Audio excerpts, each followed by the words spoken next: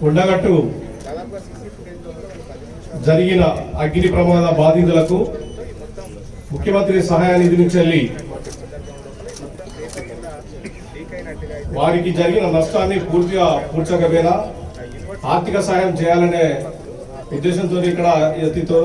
ఎంతో తొందరగా ఏర్పాటు చేయడం జరిగింది. ముఖ్యంగా ఈ ప్రోగ్రామ్ కి సహకరించిన పెద్దలు గౌరవనీయులు మంత్రి గారు లక్ష్మణ్ కుమార్ గారికి, అదేవిధంగా కలెక్టర్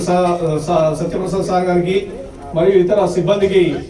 కొండగట్టు ప్రజల తరఫున అగ్ని ప్రమాద బాధితుల కుటుంబాల తరఫున అందరి తరఫున నా యొక్క ప్రత్యేక ధన్యవాదాలు కృతజ్ఞతలు తెలియజేస్తూ,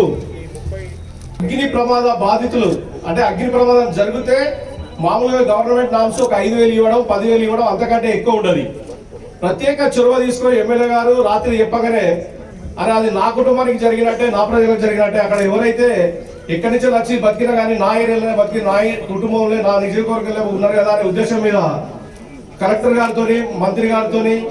రోజు ప్రత్యేకించి వాళ్ళకి నష్టం జరగద్దు, వాళ్ళు జీవనోపాధికి వచ్చిరని